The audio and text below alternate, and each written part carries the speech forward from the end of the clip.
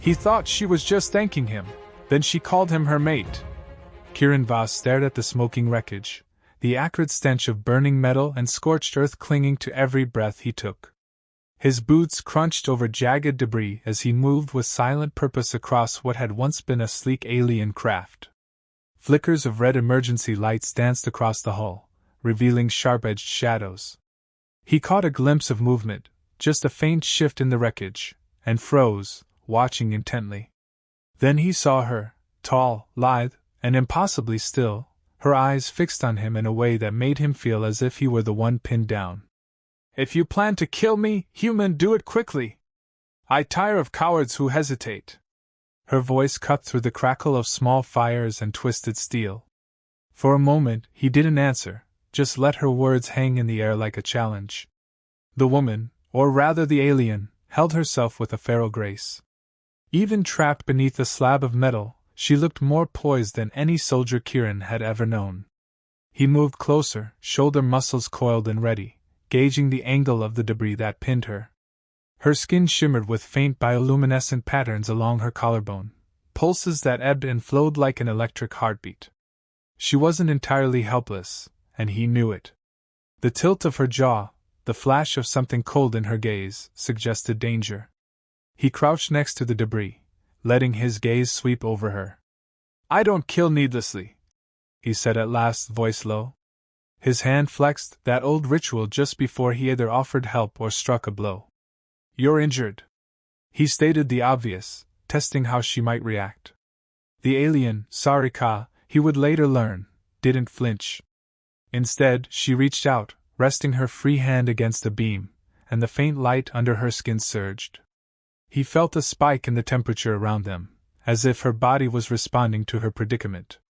"A wound," she said sharply, "is not always a weakness." The glimmer in her eyes dared him to say otherwise. Kiran breathed in slowly. He noticed the subtle shift in her posture, that unwavering sense of defiance. She was pinned hard, but there was no panic in her face, no trembling. He braced himself against the twisted slab, bearing his weight on his thighs, and shoved until the metal groaned and lifted a fraction. She sucked in a breath, her body tensing, and then rolled free with a practiced elegance that nearly put him on the defensive.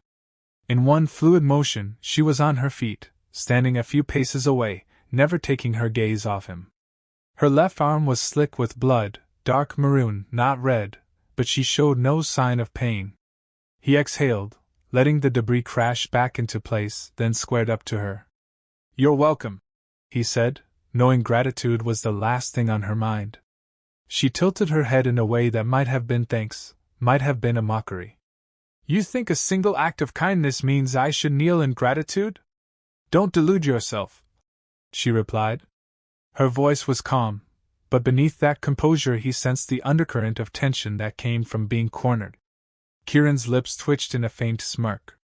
"I never expect anyone to kneel," he said. He didn't bother explaining why he was even here, a rogue ex-commander with a half-rotted moral compass and a vendetta against the same people who'd likely shot her vessel out of the sky.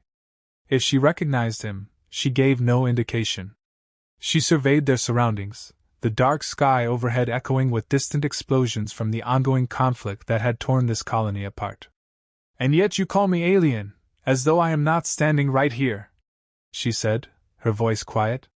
He realized she must have overheard him murmur something under his breath while he'd been examining the wreckage. Her hearing was keen, apparently. He shrugged one powerful shoulder. "I don't know your name," he said simply. His stare was flinty, all soldier, but behind that mask lay the mild curiosity of a man who'd seen too much war. "Sarika," she answered. She didn't bow or offer a hand. He had the sense that contact was something she controlled as carefully as a loaded weapon. "Kiran," he returned. A beat of silence stretched between them, the air charged with tension. The fires around them illuminated the lines of Sarika's body, sleek, every movement sharper and more fluid than any human he'd encountered. The faint luminescent patterns on her skin pulsed in time with her breathing, but he couldn't read what it meant, if it indicated pain, anger, or something else entirely. "Then we are not strangers anymore," she said softly, though there was no hint of warmth in her tone. She paced to the side, a predatory movement that reminded him of someone circling for an advantage. He eyed her injured arm. Are you going to bleed out? Her lips curved in a humorless smile. Would that make your life easier, Kieran?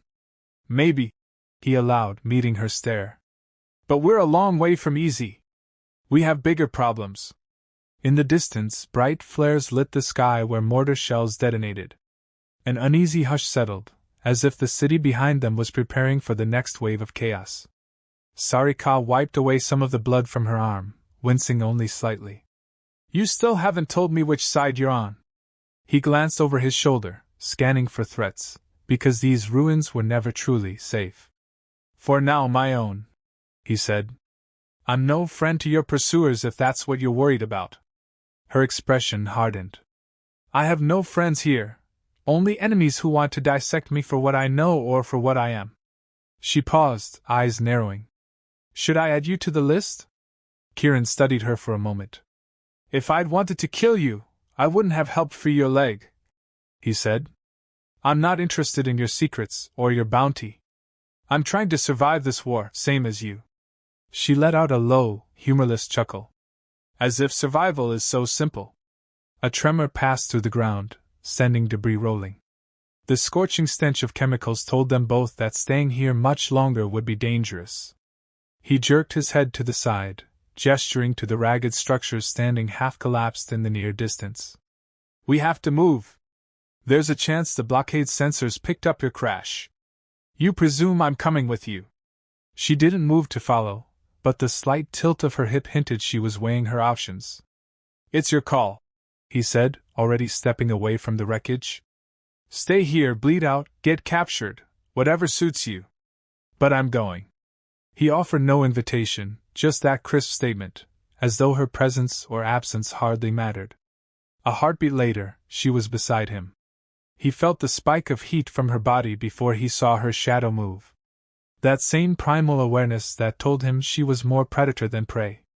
I'll consider you a temporary shield, she said, her voice laced with something akin to grudging respect. Kieran didn't respond. They walked in tense silence away from the crash site, weaving between fallen girders and torn-up ground. Every so often, he cast a glance her way. The flicker of her bioluminescent patterns gave him a sense of her proximity even when she hung back, half a step behind. He could smell the tang of blood in the air, hers or others, he wasn't sure. They passed a series of contorted cargo crates, remnants of some supply shipment that had been bombed to oblivion. The city's skyline was a jagged silhouette ahead, occasionally lit by bursts of conflict. Kieran knew from experience that once night fell, the place became a battleground for rival factions.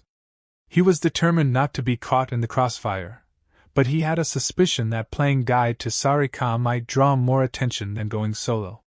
Why were you shot down? He asked, keeping his voice low as they navigated the labyrinth of debris. She cast him a glance, her skin's glow intensifying for a second. Because I possess something the Empire wants, she said, carefully vague. They'd rather kill me than let me have it. Which is? She exhaled, an oddly controlled breath. You'll find out soon enough if they catch up to us. Her eyes flicked forward, focusing on a shape in the gloom. Kieran tensed, following her gaze. A flash of movement, a patrol maybe. His combat reflexes kicked in. He raised a hand to signal for silence. She watched him with that same unwavering intensity, as though assessing how he handled danger. They ducked behind a twisted beam, waiting as 3 soldiers in dark armor strode through the wreckage. Kieran recognized the insignia on their shoulders, a Black Hawk crest, the mark of a private militia working for the highest bidder. He felt Sarika's arm brush against his back, the warmth from her body uncanny, almost distracting. Her breath itched once, the only outward sign of the pain or tension she might be feeling. The soldiers passed by without noticing them. Kieran remained still, counting the seconds until he was certain they were gone. Slowly, he rose from the cover. Sarika stood as well, and he couldn't help but notice the ripple of luminescent lines trailing down her side, as if her body was responding to the danger. Your species, you light up when you're threatened? He asked, more curious than mocking. Her eyes flashed. "We adapt to stimuli," she said simply, the words carrying a subtle edge. Then she paused. "But if you're asking if I glow because I'm frightened, the answer is no." He nodded once, then moved on, leading her through the maze of rubble. They covered ground quickly, his gaze sweeping the shadows, her presence like a second set of senses behind him. Eventually, they found a battered service tunnel that led under the main road. Kieran tested the hatch. It groaned in protest, but with a grunt of effort he hauled it open, revealing a cramped, dimly lit passage below. Sarika peered inside. "You know your way around." "Spent too long here," he said. "I was stationed on this colony back before everything went to hell. Let's go." He climbed down first, dropping onto the damp floor with a soft thud, then offered a hand up to help her. She eyed his extended hand but took it without complaint, her grip strong despite the blood staining her arm. The tunnel smelled of old water and rust. Emergency lights along the ceiling flickered half-heartedly, illuminating the path. They walked in silence for a few minutes, the narrow walls forcing them close enough that each time Sarika shifted, her skin brushed Kieran's armor. He felt the warmth radiating off her, making his breath itch. He tried to ignore it, focusing on the throbbing pain in his own side, courtesy of an earlier firefight. Eventually, he forced the conversation forward. "You said you have something the Empire wants. That's why they're hunting you." "It's more complicated than that," she replied. Her tone wasn't evasive so much as unwilling to dive into details he hadn't earned yet. "And you, Kieran? You claim you aren't aligned with them. Are you a deserter?" He chewed on the inside of his cheek. "Something like that. I saw too many things I couldn't stomach. Called them out for it. Got branded a traitor. So here I am. Hunted by your own kind?" He shrugged. "Seems that way." They reached a junction where the tunnel forked left and right, each path disappearing into the darkness. Kieran hesitated, scanning the floor for footprints or signs of recent activity, though it was likely too dark to see anything clear. He flicked on a small beam of light from a device on his wrist, illuminating the walkway just enough to proceed. Sarika studied the crude map etched on the wall. "Which way?" He pointed left. "This'll take us to an old security checkpoint. If it's abandoned, we can slip into the city unnoticed. If it's not..." He trailed off, and she understood the implication. They moved left. The air thickened, heavy with the scent of stagnant water. Drips echoed off the concrete walls, making it impossible to track distant noises. Every few steps, Sarika's shoulder brushed his, and he felt the minute shift of her body temperature, as if she was reading the environment through her skin. Her presence was unsettling, but not in a way that felt dangerous to him. Rather, it kept him on edge in ways that were strangely electric. He shoved that thought aside, reminding himself he barely knew this alien, or her motives. A distant rumble from above shook dust loose from the ceiling. The fighting on the surface must have escalated. Kieran set his jaw, urging them to pick up the pace. They turned another corner, and the flicker of lights overhead revealed a sealed bulkhead door. Old warnings were scrawled on the metal in half a dozen languages. He pressed his ear to the door, listening. Nothing on the other side. Sarika watched him quietly, arms tense and ready to strike if needed. He motioned for her to step back. Gripping the hatch handle, he twisted until the lock released with a clang. Slowly, the door swung open, revealing a narrow corridor lined with battered lockers and rusted weapon racks, remnants of some security outpost from years ago. They stepped inside, and the sudden dryness of the air told them this area had been sealed off for a while. The walls were caked in dust. Kieran swept his wrist light in an arc, revealing that the corridor extended ahead about 20 meters before turning a corner. Sarika let out a breath. "No one's been here in ages." He nodded and moved forward, trying a door to the side. It slid open with a reluctant hiss, revealing a small storage room, cots, supplies, and a flickering overhead light. It would do for now. He glanced around. No immediate sign of threat, no footprints in the dust. She followed him in, scanning the space. "Why stop here?" "You're bleeding," he said. It's not safe to move through the city with that wound. You need something for it. He began rummaging through the dusty lockers in search of a med kit. She didn't protest, but her gaze bore into his back as though she found his sense of responsibility puzzling. Eventually, he found a battered first aid case behind a collapsed shelf. Opening it, he saw a few vials of antiseptic, bandages, a roll of compression wraps, and some outdated pain meds. He held them up, raising a brow. This'll have to do. Sit. She didn't move. You're going to treat me? You don't even know me. He let out a short laugh. Would you prefer I let the infection set in? Sarika's lips curled, not quite a smile. I've encountered humans who would. But fine. She lowered herself onto one of the cots, posture rigid, as if prepared for anything. Kieran knelt beside her, setting the supplies on a metal crate. He shifted closer, taking her arm in his hands. Her skin was hot to the touch, almost feverishly so. The luminescent patterns glowed a dim orange near the wound. He peeled back a torn piece of her clothing to expose the gash. The surrounding flesh was bruised, but the cut itself was deep, seeping that dark maroon blood. He poured antiseptic onto a cloth. This will sting. She didn't look away. I can handle pain. Carefully, he dabbed at the wound, cleaning away the blood and dirt. She hissed, eyes narrowing, but otherwise made no sound. As he worked, he found himself acutely aware of her closeness, the subtle vibration of her voice when she inhaled sharply, the faint hum in her throat. It resonated in his chest in a way that made his heart pound faster. He crushed the thought. Nothing good could come of being distracted by her. She watched him with a steady stare. You move like a man who's done this before. He shook his head. Been in enough battles to learn field medicine the hard way, he said. Hold still. The bleeding slowed, and he pressed a fresh bandage into place. The contact forced them closer, his breath ghosting across her cheek as he reached around her arm to secure the wrap. Sarika's gaze flicked to his face, noticing the faint line of a scar across his temple, the set of his jaw, the cold focus in his eyes. A pulse of luminescence rippled across her collarbone. What is that expression you wear? He fastened the bandage, then met her gaze. Expression? You look as though you're expecting betrayal, she said, her voice low. Or maybe you're deciding whether to betray me. Kieran tied off the bandage. Would it be easier for you if that's what I was planning? She narrowed her eyes.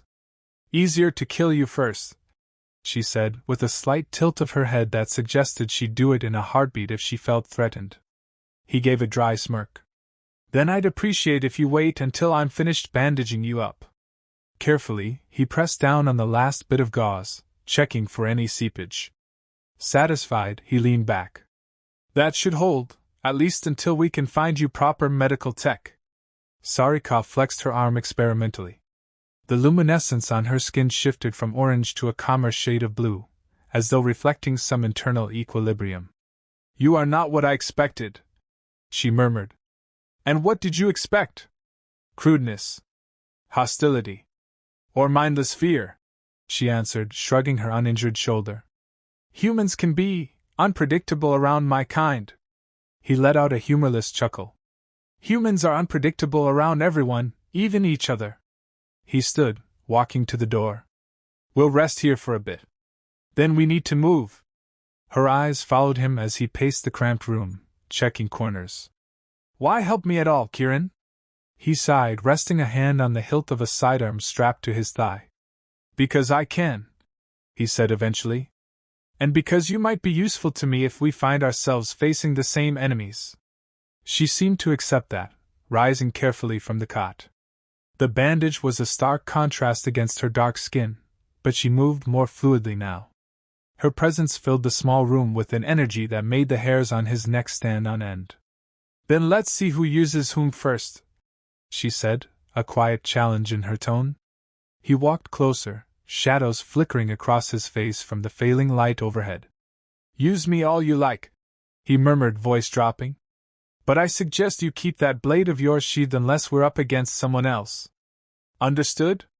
Her lips parted, revealing the barest suggestion of a laugh. You assume I'll draw a blade on you. I'd say I'm used to it, he replied. But something tells me you're capable of far more lethal methods. She said nothing, only held his gaze. In that moment, a silent current passed between them, a recognition of shared ruthlessness, and maybe something else, something neither was ready to name. Then Kieran tore his gaze away and moved to the corridor.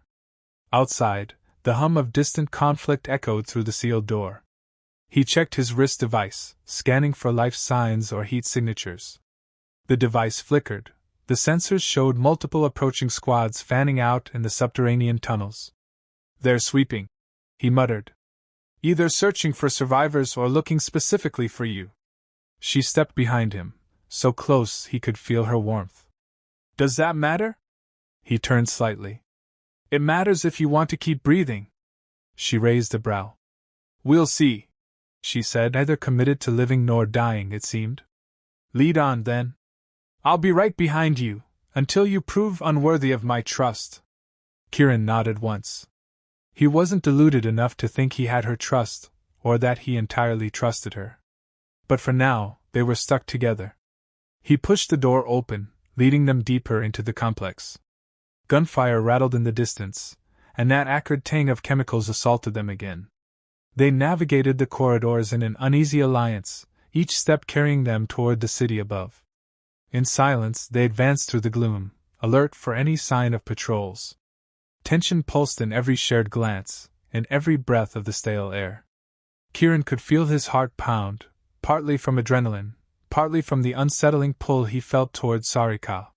He refused to acknowledge it yet, refused to admit that the warmth of her arm against his side stirred something unfamiliar.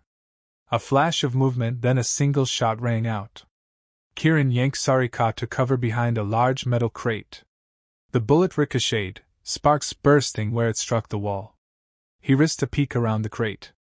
2 militia soldiers advanced, weapons raised. No time for negotiation. He nodded to Sarika, who pressed her palm to his shoulder in a gesture of readiness. In a flurry of motion, they broke cover. Kieran fired once, dropping one of the soldiers with a clean shot to the neck. The second soldier swore and returned fire. Sarika darted forward, a blur of bioluminescent lines across her arms. She grabbed the soldier's weapon with shocking strength, twisting it aside. Before he could react, she slammed her free hand into his chest, sending him crashing against the wall. A sickening crack echoed, and the soldier slid to the floor, unmoving. They stood there, panting. Kieran's blood buzzed with adrenaline, and Sarika's eyes glowed with that unearthly light. Without thinking, he reached out, resting a hand on her shoulder to check if she was hurt. She looked at his hand, then at him, and for a second, her breathing deepened in a way that made every nerve in his body stand on end. I'm fine, she said, voice tense. He let go as though burned, nodding sharply. We have to keep moving. There'll be more of them. They hurried on, tension coiling tighter with every step. A pair of heavy doors at the end of the hall suggested an exit. Kieran tried the handle, locked. He cursed under his breath, scanning the control panel. It was dead, the power long gone. Sarika ran her hands over the seams of the door, fingertips glowing as she concentrated. Heat sensors, she murmured. I can amplify the temperature here, weaken the mechanism. He raised an eyebrow, stepping back to give her room. Knock yourself out. She pressed her palms flat against the metal. Within moments, the surface began to sizzle and glow dull red. Kieran could feel the increase in temperature radiating outward. After several seconds, she stepped back, breathing hard. Try it now, she said. He smashed the butt of his rifle into the weakened metal near the lock. It gave way, bending like soft plastic.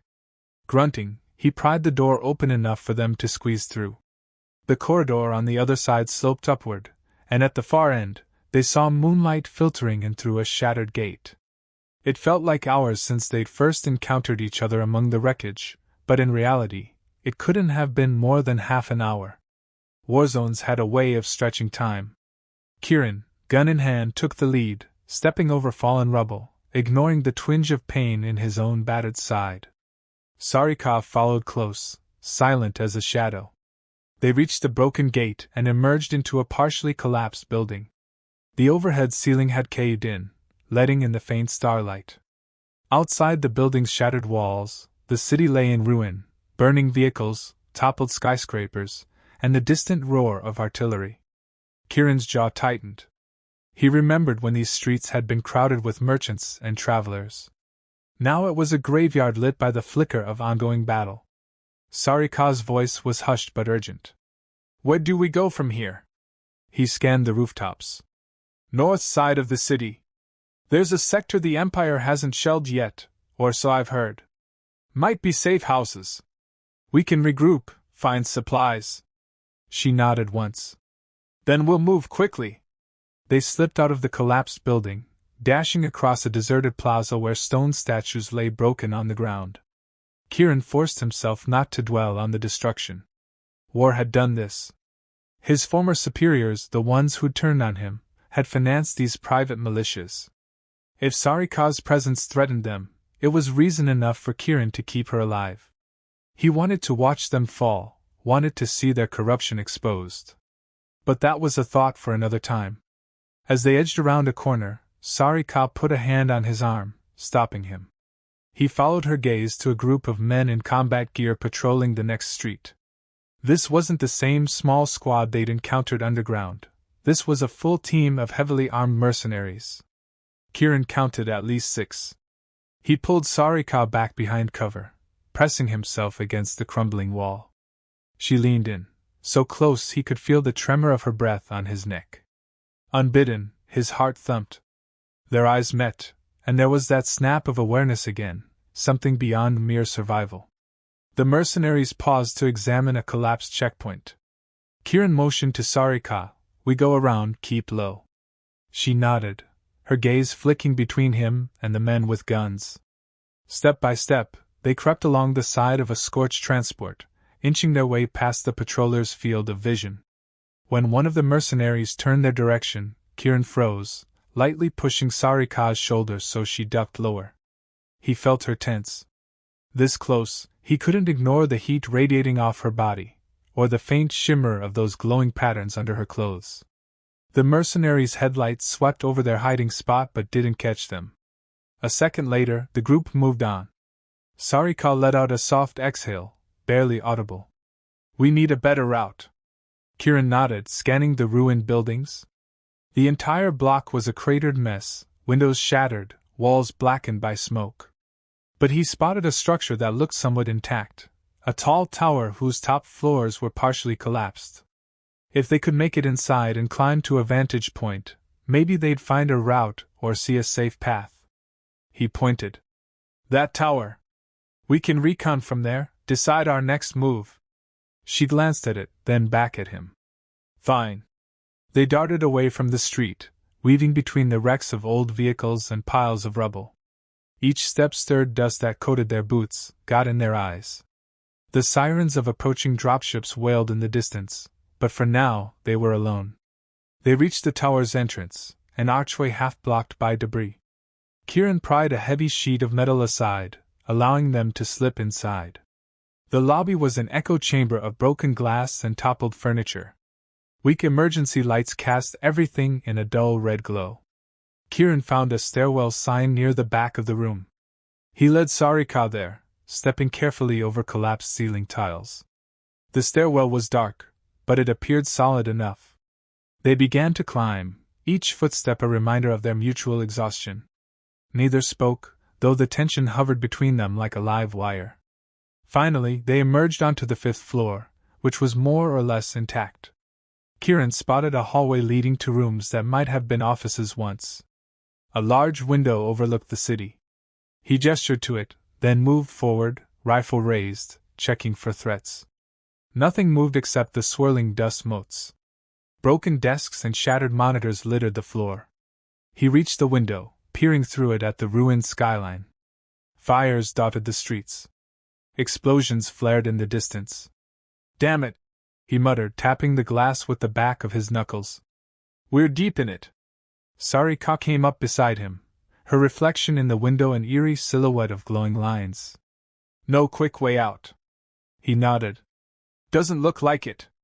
Despite everything, a part of him reveled in the challenge, that old soldier's instinct that thrived on impossible odds.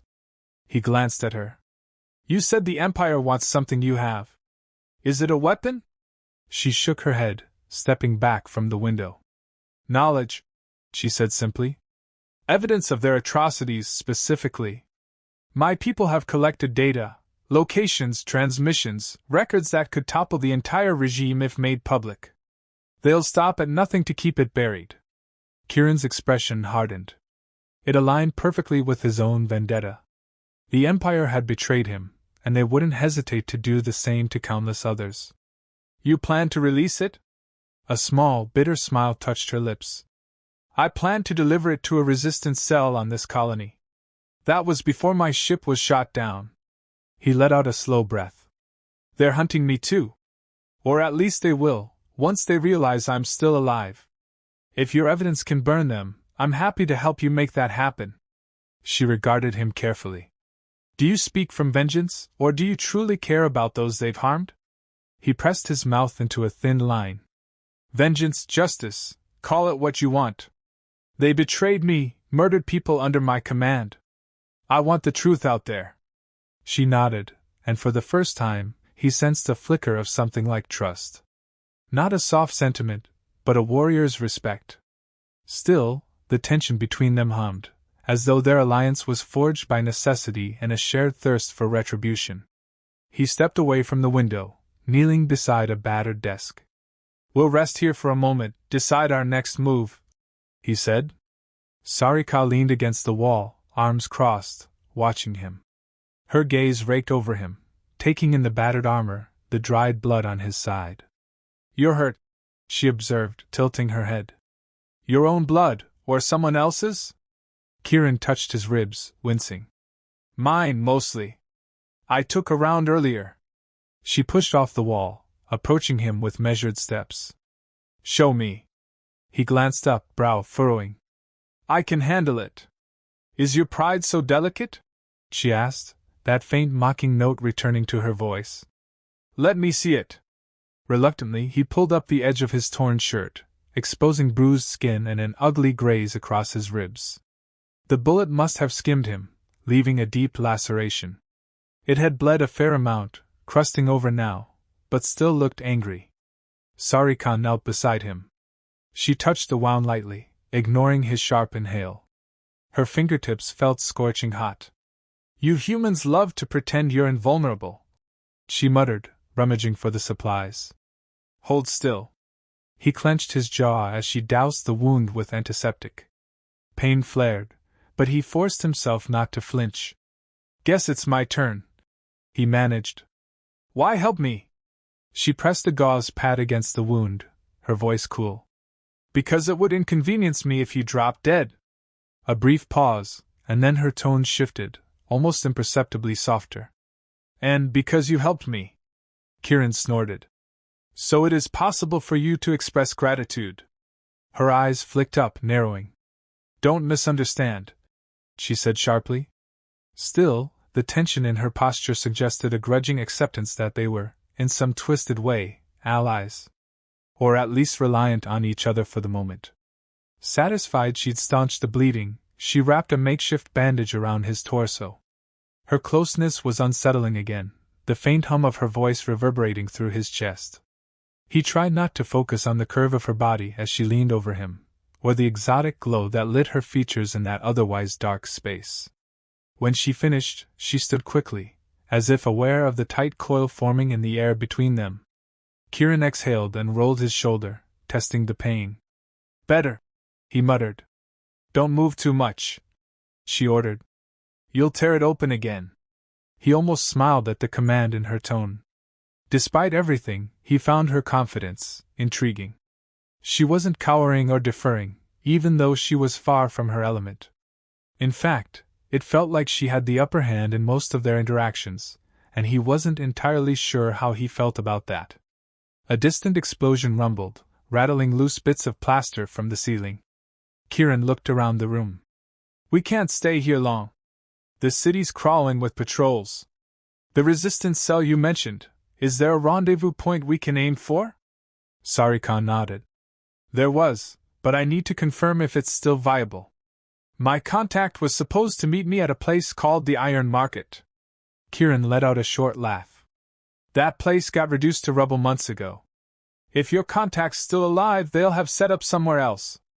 Then we find out, she said simply. If the information I carry falls into the wrong hands, everything we've done means nothing. He pushed to his feet, ignoring the sting in his ribs. Fine. Let's go. Sooner we figure out if your contact's alive, the sooner we can plan our next move. They made their way out of the office, back into the stairwell. Darkness swallowed them as they climbed higher. The building groaned under the damage it had sustained, each floor more precarious than the last. Finally, they emerged on the 7th floor, which was partially open to the night sky due to a collapsed wall. A biting wind whipped through, carrying the smell of burnt plastics and chemicals. Kieran inched closer to the open edge, scanning the city with a small set of binoculars he'd looted earlier. Sarika stayed behind, probably not wanting to silhouette herself against the skyline. Movement down there, he murmured. A small group traveling north, heading toward what used to be the Iron Market district. She joined him, peering over his shoulder. Her body pressed momentarily against his back, and he could feel her breath warm on his neck. Resistance or mercenaries? Hard to tell. No standard armor. Sarika stared at them for a moment, then made a decision. We risk it. If they're friendlies, they might help us. If not, we'll deal with it. Kieran lowered the binoculars. All right, he said. But let's not walk into an ambush. They descended carefully back down, crossing the half-collapsed floors, slipping through the broken lobby, and out into the war-torn streets. The group they'd seen was moving at a steady pace. Kieran and Sarika trailed them, keeping to the shadows, using every piece of rubble as cover. Every few steps, they exchanged silent signals: stop, go, wait. It was as if they'd been training together for years, despite having met barely an hour ago. They kept their distance until they reached the outer edges of the Iron Market: charred stalls, broken metal frames, piles of debris that barely hinted at what the place had once been. The group ahead, 5 in total, fanned out in search of something. Kieran gestured to a vantage point behind an overturned truck, and they crouched there, observing.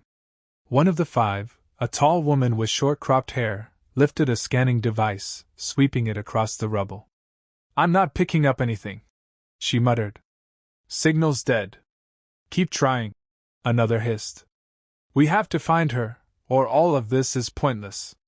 Sarika tensed beside Kieran. He felt her shift closer. She pointed to the scanner. They're looking for me, she whispered, so quietly he almost couldn't hear over the wind. Kieran sized them up. Civilians but armed. Possibly resistance. But they might also have been hired by the Empire. Wait here, he said, ignoring the sudden spike of her body heat that flared against his arm. He rose, careful to keep his rifle at a low-ready position. Stepping out from behind the truck, he called, "Hold fire!" The group whirled around, weapons aimed. One fired a warning shot that pinged off the truck. Kieran raised his free hand, palm out. I'm not your enemy. The tall woman with the scanner barked. Identify yourself. He paused, locking eyes with her. Kieran Voss. Formerly of the Colonial Defense.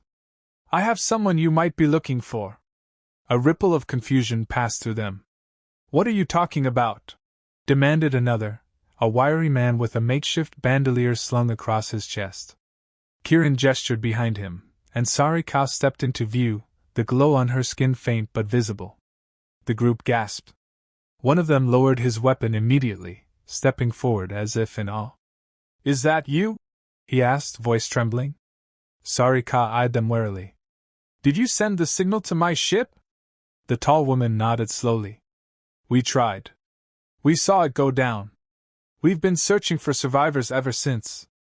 Her gaze flicked to Kieran, then back to Sarika. Are you injured? Sarika nodded curtly. I'll live. A hush fell over the group, a mixture of relief and apprehension.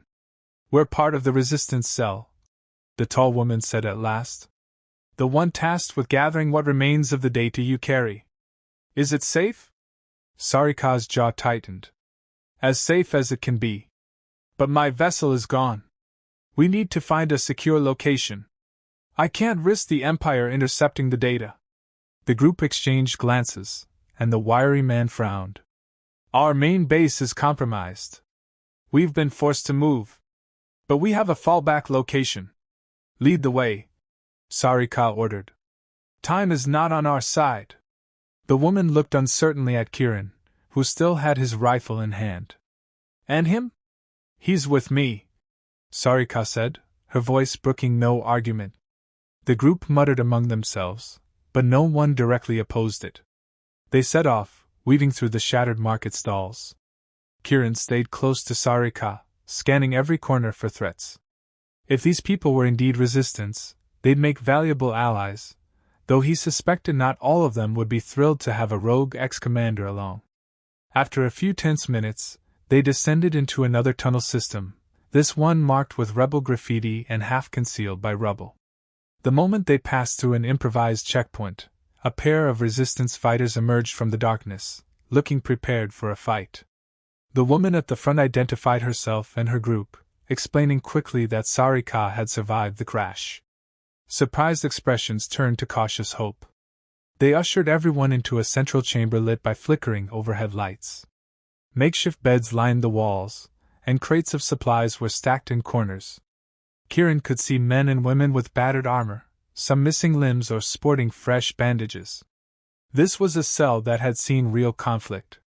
Sarika's posture remained rigid, her eyes sweeping the hideout. The faint glow in her skin brightened and dimmed as she took it all in. A man with an augmented leg approached, his face etched with exhaustion. I'm Ridley, the acting leader since we lost our commander 2 weeks ago, he said, extending a hand. Welcome to what's left of the resistance. She shook his hand firmly. Sarika. I have information that can cripple the Empire's foothold here, but we need a safe means of transmitting it off-world. Ridley glanced at Kirin, who stood behind her, silent and watchful. And you trust this man? Kirin spoke before Sarika could reply. If I wanted your data, I would have left her to die in that wreck. I've got my reasons for helping. Sarika's gaze flicked between Ridley and Kirin. He has already proven useful, she said at last, though her tone held that perpetual undercurrent of challenge, as if daring anyone to question her choice. Ridley nodded slowly. Fine. Come with me. We'll discuss how to extract whatever intel you have left. He turned to the rest of the group. Stay alert. Patrol rotations are thick tonight. They moved into a side chamber, smaller and more secure, with a heavy door that sealed from the inside. Computer terminals cobbled together from scrap parts lined one wall, and a large table in the center displayed a hollow map of the city's layout. Sarika stood before the map, crossing her arms, while Kirin lingered at her side. Ridley, the tall woman from earlier, who introduced herself as Jian, and another man hovered around them. Kirin studied the hollow map. We need to find a transmitter strong enough to reach orbit, or beyond. He tapped a location in the southwestern quadrant. This used to be a communications hub. Jian made a face. It's under heavy guard now. The Empire uses it. Ridley looked at Sarika.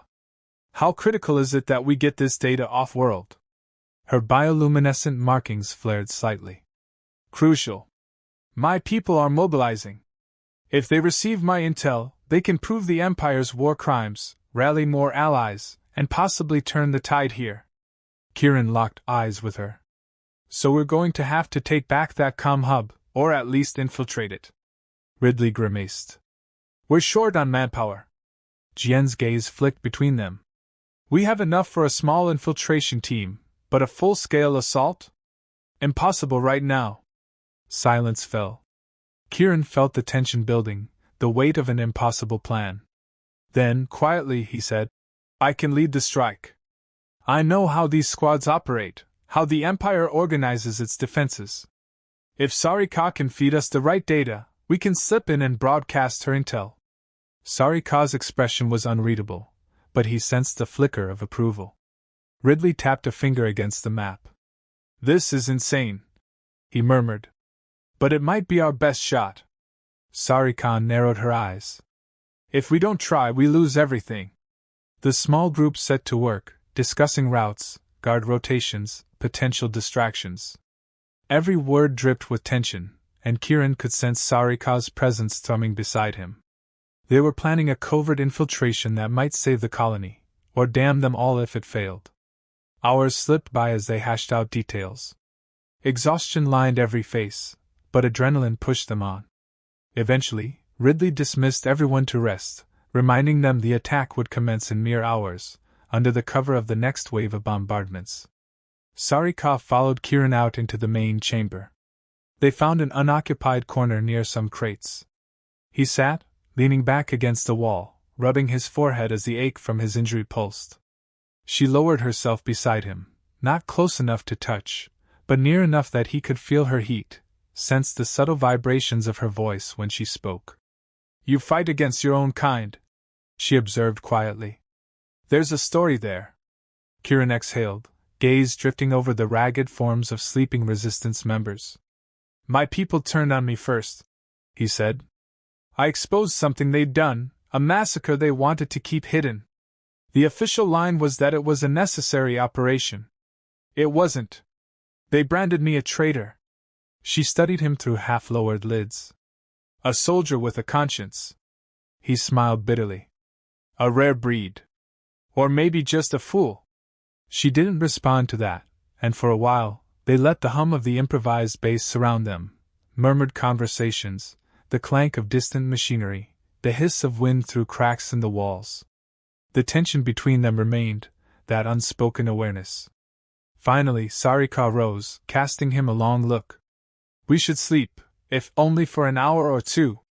We'll need our strength.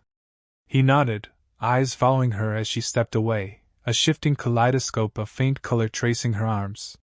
Even in this dismal setting, she carried herself like a force of nature. He dropped his gaze to the floor, forcing himself to focus on the mission. The city was a battlefield, the Empire was closing in, and they had a suicidal plan to broadcast top-secret intel. The last thing he needed was to be distracted by the alien woman's presence. But as he settled down, letting fatigue pull him under, he couldn't quite banish the image of her glowing skin, or the pull of her voice. He listened to his own heartbeat until it slowed, drifting into an uneasy sleep. He awoke to urgent whispers. They're moving up the timetable, a voice said. He blinked, realizing Jian hovered over him. Sarikah stood nearby, watching intently. The Empire's launching a major patrol sweep in less than an hour, Jian continued. We have to go now if we want a chance to slip through. Kieran rubbed the sleep from his eyes, grimacing at the twinge in his ribs. Then we go, he said, rising quickly. He grabbed his rifle and checked the magazine. Around them, the resistance team was gearing up. Sarikah joined him, the glow in her skin slightly muted, as if she were steeling herself for the fight ahead. They gathered at the entrance, Ridley explaining the plan one last time. A small infiltration squad, Kieran, Sarikah, Jian, and 2 others, would break into the comm hub, upload the data, and transmit it off-world. The rest of the resistance would create distractions around the city, drawing the Empire's attention. Sarikah's eyes met Kieran's. She didn't need to say anything. He could sense her determination, that she was ready for blood if necessary. He felt a spike of adrenaline and something else, the memory of her slight smile, the press of her body against his when she'd saved him from a bullet. Let's move, he said, voice tight. The team slipped out into the early morning gloom. Smoke hung heavy in the air, tinted red by the smoldering fires that refused to die. They traversed the broken streets, sticking to side alleys and collapsed structures for cover. Each step pounded in Kieran's head, caution and anticipation fueling him. He noticed how Sarikah's breathing stayed controlled, the faint hum in her throat quiet now. She saved her strength, her glow subdued, as though saving that ability for when it counted most. He admired her discipline, the way she navigated the terrain with lethal grace. They encountered their first patrol near the outskirts of the comm hub. 4 armored soldiers, scanning the ruins with helmet-mounted sensors. Jian motioned for them to split, taking 2 flanking positions. Kirin and Sarika crouched behind a destroyed transport, watching as the soldiers drew closer. Kirin gestured, "I'll take the left too, you take the right." Sarika responded with a single nod, eyes cold, lips parted in a soft exhale. On his mark, they erupted from cover. Kirin dropped the first soldier with a quick double tap to the chest. The second spun, returning fire, grazing Kirin's shoulder. Sarika lunged at the soldier on the right, disarming him with a fluid twist, then slamming her elbow into his throat. The crack was audible. He went down, choking. In seconds, the patrol lay scattered, either dead or incapacitated. Jian and the others joined them, confirming no survivors were left to raise the alarm. Kirin hissed in pain, pressing a hand to his shoulder, where blood oozed through the fabric. "You're hit," Sarika said, crouching next to him. "Just a scratch," he muttered. "I've had worse." She pressed a hand over the wound. He felt that familiar surge of warmth, a flush that momentarily dulled the pain. He wasn't sure if it was her body heat or something else entirely.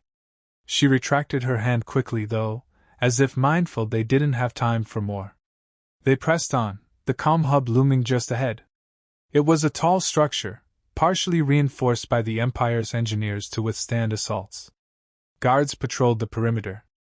Large spotlights swept the courtyard. Kirin surveyed the scene, heart pounding. This was no small infiltration. They were vastly outnumbered. But speed and stealth might give them a chance. While the rest of the resistance triggered diversions elsewhere in the city, the infiltration team slipped along the edges of the courtyard. They ducked behind crates, crawled under an old cargo tram, and took out isolated guards as quietly as possible. Every time Kirin pulled the trigger, he thought about how he'd once worn a similar uniform, believed in similar orders. It fueled his anger, sharpened his focus. Sarika was always close, moving with panther-like elegance, her breath surprisingly steady even after each kill. At last, they reached a side entrance, locked, but lightly guarded. Jian tossed a small device that jammed the sensors. The lock beeped, and the door clicked open. Kirin entered first, scanning the interior corridor. It was dimly lit, with alarm panels on the walls and thick security doors leading deeper into the complex. They hurried down the hall, hearing distant shouts of confusion as the external patrols discovered the bodies. No alarms yet, but it was only a matter of time. The infiltration team needed to move fast. They reached a junction labeled Control Room. Jian posted one of their teammates, a lean man named Korin, to watch the corridor. The rest of them slipped through the door. Inside, rows of terminals and hollow screens buzzed with activity. An unsuspecting technician turned, saw them, and scrambled for a panic button. Kirin shot him in the leg, and Jian moved in to knock him out. The other technicians froze, hands raised, eyes wide with fear. Sarika moved to a console, hooking up a small device she'd carried. "I need a minute to upload the data," she said, her glowing skin brightening as the lines across her arms glimmered with sudden intensity.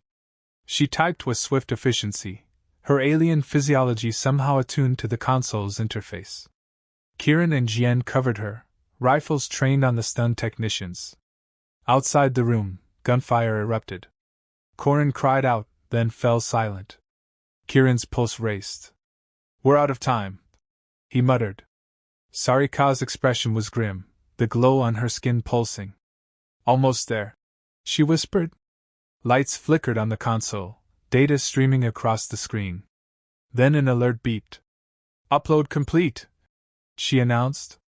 "We just need to transmit." A blast rocked the door behind them. Reinforcements had arrived. Smoke poured in as Empire soldiers lobbed concussion grenades. Kirin dove, tackling Sarika to the floor as the explosion shook the room. Shrapnel tore through the consoles, sending sparks cascading like fireworks. Jian fired back, but she was pinned behind a workstation. Kirin gritted his teeth, pulling Sarika behind an overturned metal desk. "We've got to get that transmission out," he shouted over the din. She nodded, eyes fierce, and crawled toward a secondary console near the back of the room. Another blast shook the chamber, knocking her to her side. Kirin scrambled after her, ignoring the searing pain in his shoulder. He risked a glance over the desk. Soldiers in black armor poured in, returning Jian's fire. She managed to drop 2 before taking a hit to the chest, crumpling with a cry. Kirin clenched his jaw. He tossed a flash grenade. In the burst of white light, the soldiers reeled, giving him a brief window. Sarika's fingers flew over the console, and he saw the screen flash, transmitting. She turned to him, breath ragged. "We need 30 seconds! Cover me," he said, rising to open fire at the disoriented soldiers. Bullets ricocheted, carving chunks out of the walls. The technicians cowered. Sarika joined him, unleashing a flurry of rifle shots. Her accuracy was uncanny, guided by that heightened sense of hers. They dropped soldier after soldier, but more kept coming. A new wave of adrenaline surged through Kirin. He felt heat radiate from Sarika, saw her body glow with each pull of the trigger. She was lethal, unstoppable, and the sight stirred something wild in him. They pressed forward, forcing the Empire squad back toward the door in a desperate attempt to protect the console. Finally, the console beeped. Sarika turned, checking the display. "Transmission complete," she said, voice shaking with relief. But there was no time for celebration. The Empire soldiers regrouped, their commander shouting orders. Kirin recognized the formation, standard tactic. They were about to lob tear gas or incendiaries. "Time to leave," he growled. He grabbed Sarika's arm, pulling her behind him as they sprinted for the opposite exit. Jian lay motionless, her face pale. Kirin hesitated, guilt twisting in his chest. He couldn't save her. Sarika grabbed his shoulder, dragging him onward.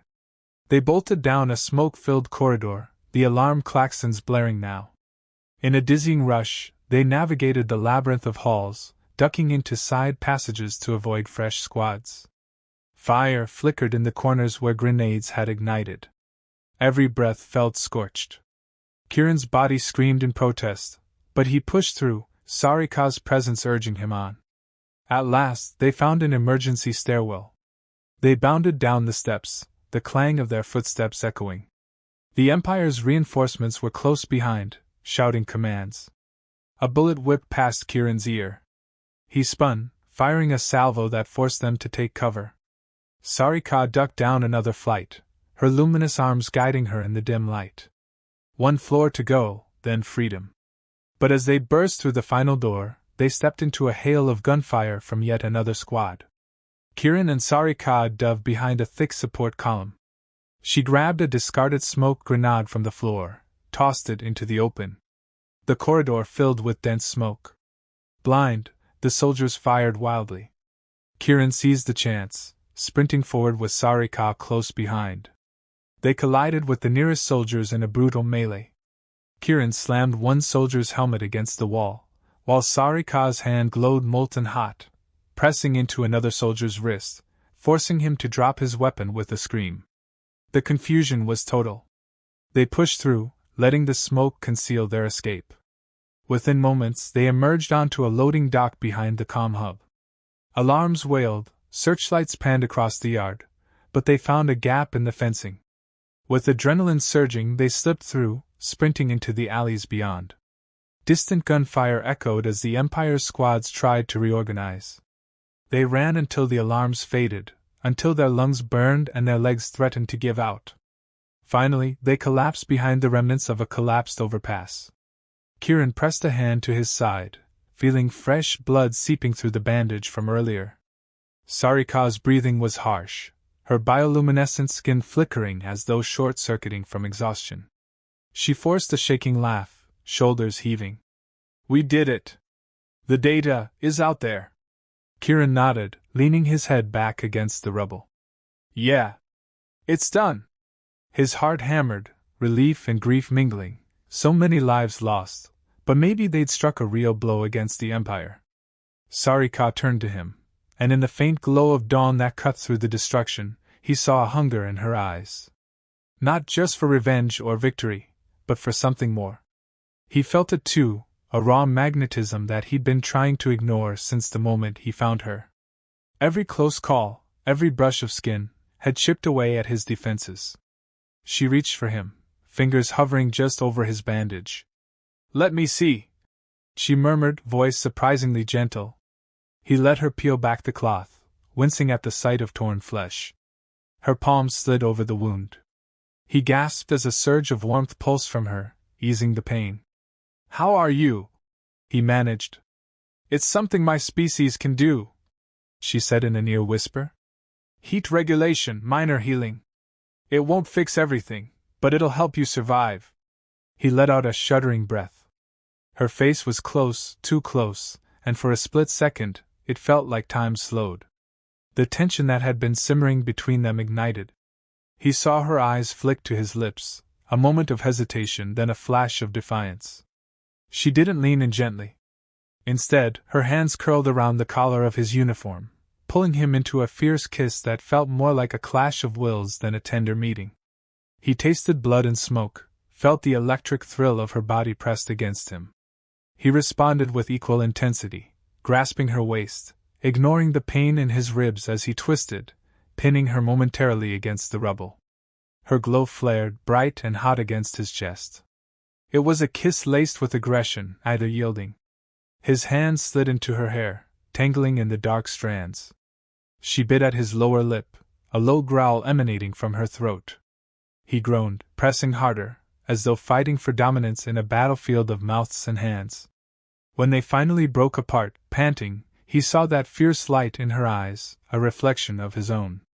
She rested her forehead against his, breath shuddering. "We shouldn't," she muttered, though her hands remained fisted in his shirt. "Probably not," he agreed, voice rough. He was acutely aware of her heart pounding against his chest, or maybe it was his own, matching beats. "Then why can't we stop?" she asked, a challenge in her tone. He exhaled, a tremor of laughter escaping him. "Hell if I know," he said. "But if this is going to be a thing, let's survive first." She let out a breath, blinking the haze of desire away, though her eyes still glowed with unspent energy.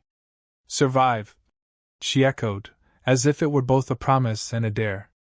They helped each other stand, battered and bruised, leaning on one another for support. Slipping through the broken city, they headed back toward the Resistance hideout. Every movement was torture, but they pressed on, drawn by the knowledge that they'd struck a blow the Empire wouldn't soon forget, and by the undeniable gravity that pulled them together. When they arrived, they found the hideout in chaos. Resistance members rushed around, dealing with fresh injuries and new refugees. Ridley was alive, barking orders as people brought in supply crates from who knew where. He spotted Kieran and Sarika and hurried over. "You made it," he said, relief playing on his face. His eyes flicked to the fresh blood on their clothes, the bruises. "Did you succeed?" Sarika gave a curt nod. "The data's been sent. My people will broadcast it galaxy-wide as soon as they confirm it." Ridley let out a shakily triumphant laugh, though sorrow still lined his features. "We lost a lot of good people, but if your message reaches out there, maybe it was worth it." Kieran laid a hand on Ridley's shoulder. "Jian didn't make it," he said quietly, regret weighing on the words. Ridley's eyes flickered. "I know. We had a small team near the comm hub. They saw the firefight. At least her sacrifice meant something." He paused, giving them a respectful nod. "Get yourselves looked at. We'll talk about next steps once you've rested." They found a quieter corner, a small alcove near the back of the hideout. Sarika dropped onto a makeshift seat, wincing. The bandage on her arm was soaked through, and fresh bruises marred her skin. Kieran lowered himself beside her, exhaustion dragging at him. A medic approached, handing them water and bandages. While the medic tended to other wounded, Kieran gingerly began removing Sarika's ruined bandage, redressing her wound. She observed him with half-lidded eyes, luminous patterns shifting across her neck. Despite the pain, she watched him intently. "You're too good at this," she said, voice soft. "Almost like a caretaker." He gave a hollow chuckle. "I've patched up plenty of soldiers in my time," he said. "Though they usually complained more." Her lips twitched, almost smiling. "I'm not most soldiers. That's an understatement." he muttered. He finished tying off the bandage and took a moment to catch his breath. She was staring at him again, that unreadable intensity. What? He asked, meeting her gaze. She hesitated, then spoke quietly. Where I come from, we do not bond lightly. When we choose a mate, it's permanent. Kieran froze, heart pounding at the sudden shift in conversation. He remembered the fire of that kiss, the uncontrollable pull. But mate? That word carried a gravity he wasn't prepared for. I'm not sure I follow, he said carefully. She let out a low breath, her luminescent markings dimming as if she were trying to conceal her emotions. I thought you were simply trying to save my life, she said. I thought I was simply using you. But I see now it isn't that simple. He swallowed hard, mind spinning with the day's events, the war raging around them, and now this. I'm not. I mean, I don't know if you realize how we humans handle things like this. Her gaze flicked away, then back. I'm learning. He tried to form a coherent response, but the words tangled in his throat. Save the colony, kill the Empire, broadcast the data, those he could do. But talk about emotional bonds, about mating? He was out of his depth. Before he could speak again, Ridley's voice echoed across the hideout. Kieran, sorry Ka. We've got news, get over here. They exchanged a look. She pushed herself upright, wincing at her injuries, but stood with that same regal bearing. Kieran followed, ignoring the tightness in his ribs, and they crossed the makeshift base to where Ridley stood by a flickering console. He pointed to a static-filled screen. An incoming transmission, faint, distorted, but there. A male voice crackled through. Sorry Ka, receiving, data confirmed, galaxy-wide broadcast, help coming. Then the signal cut. Ridley almost shouted in relief. Your people got it. They're going to bring reinforcements. Kieran exhaled, letting the tension drain from his shoulders. They'd done it. The Empire's crimes would be laid bare. A new wave of hope might sweep this broken colony. That hope tempered the grief of their losses, gave meaning to the chaos. Sarika turned to him, and for a moment, the entire hideout seemed to fade away. He saw the pride in her eyes, the quiet triumph. And he saw something else, something that echoed the intensity of their shared kiss. A question unspoken, what next? Ridley began organizing the resistance teams, planning how to hold out until reinforcements arrived. Sarika and Kieran joined the strategizing, but each time their eyes met, that pull was there, growing stronger. Exhaustion weighed on both of them, but there was no time to rest. The Empire wouldn't surrender just because of one successful broadcast. As the night wore on, Kieran found himself alone with Sarika once more, leaning against a metal pillar in a quiet corner. They'd each been assigned tasks for the coming hours, securing vantage points, rallying local survivors, reinforcing the hideout, but for a brief moment, they had space to breathe. He glanced at her. So what happens after your people arrive? She folded her arms, the bandage on her upper arm a stark reminder of the day's violence. We push the Empire off this colony, if we can. And if not, at least we give the innocents here a chance to evacuate. His gaze dropped to her lips for a heartbeat before he forced himself to refocus. You'll stay then? She studied him. I'm not leaving this world until I know my data has reached every corner of the galaxy, until I see the Empire punished. Her voice dropped lower. And you? He shrugged, though the gesture made him wince. I've got no love for them. This might be my best chance at settling the score. She nodded, and a slight tension eased in her expression.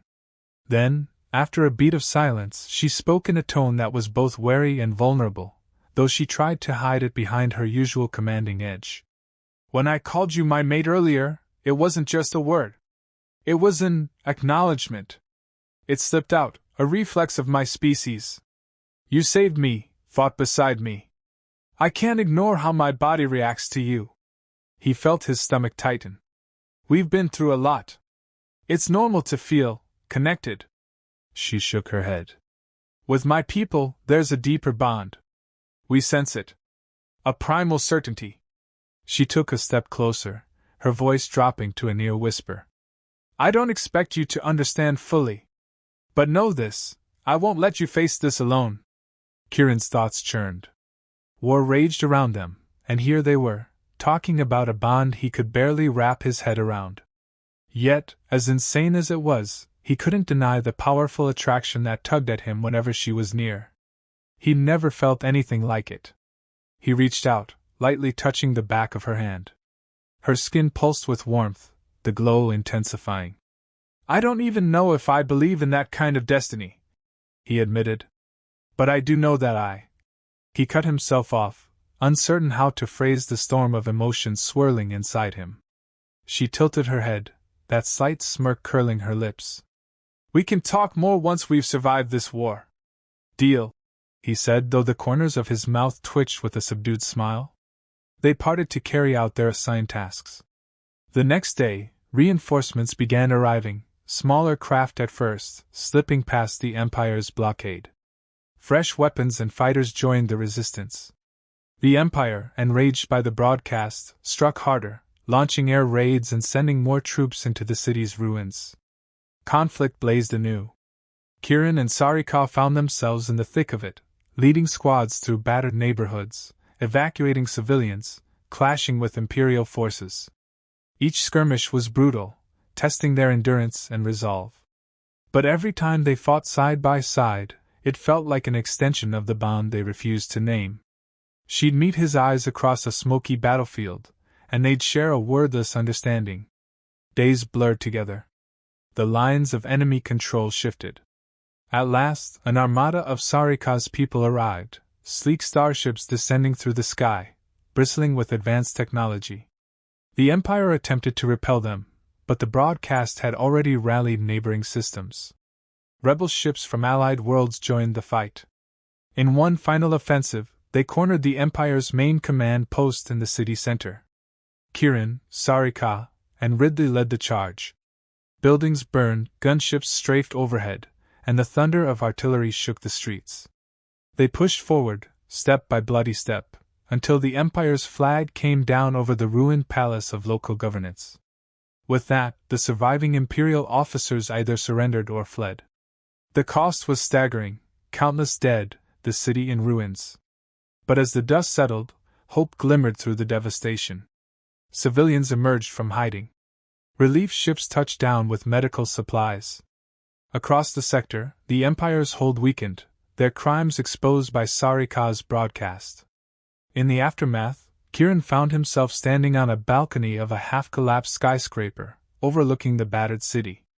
Smoke still rose in columns, but the sound of gunfire had ceased. Teams of volunteers picked through rubble, searching for survivors.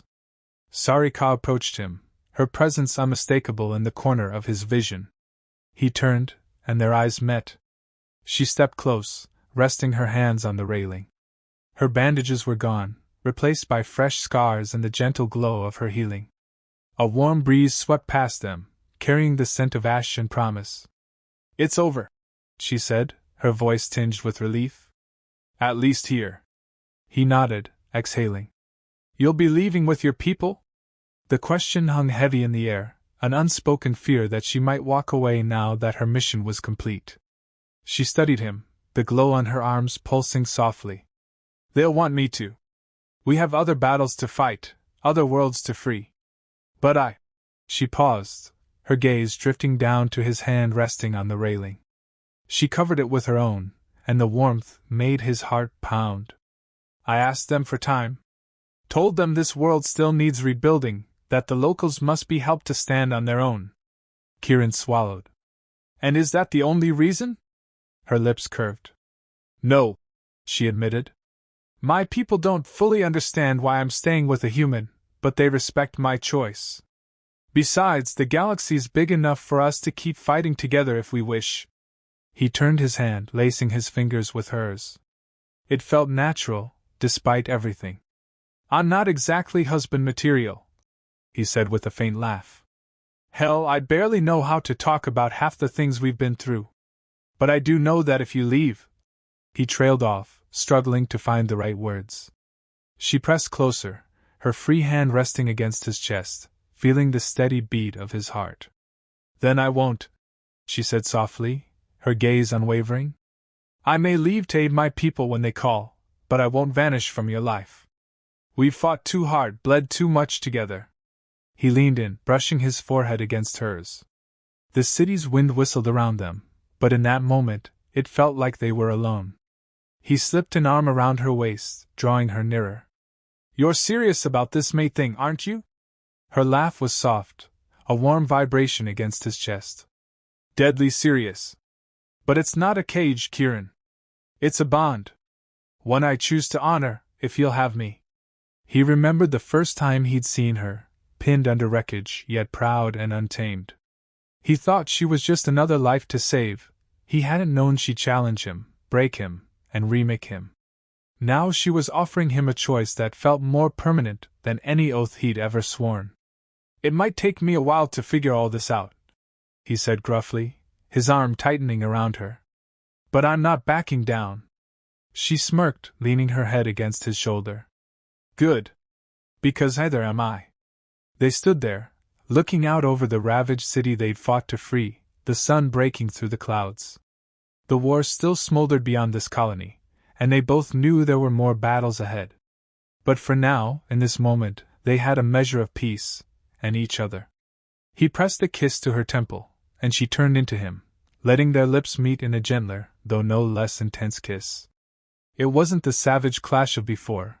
This time it carried the sweet burn of promise. They'd surrendered to the pull that had been drawing them together since that first moment among the wreckage. When they broke apart, she reached up, resting a hand against his cheek, letting her luminescence wash over his skin. Your kind might call this gratitude, she teased lightly. He let out a half-chuckle, half-sigh. No, he said, voice husky. This is more than gratitude. Her eyes shone with that alien fire he'd grown to crave. She whispered, Then prove it, challenging him in the same way she had from the start. He smiled, pressing his forehead to hers. I will, he promised. Every day. And with that, the moment felt complete. No lingering cliffhangers, no uncertain farewells. They had each other, a bond forged in conflict and sealed by trust. The ruins of the city stretched below them like a reminder of the cost of war, but also the promise that together, they could rebuild something better. Whatever battles came next, they would face them side by side, bound by war, by survival, and by the undeniable force that made them more than comrades, more than lovers. She had called him her mate, and he, in turn, had found a reason to fight not just against the Empire, but for something greater than vengeance. In that battered colony, beneath a sky still streaked with smoke, the future opened up like a scarred but hopeful horizon, and they took their first steps into it together.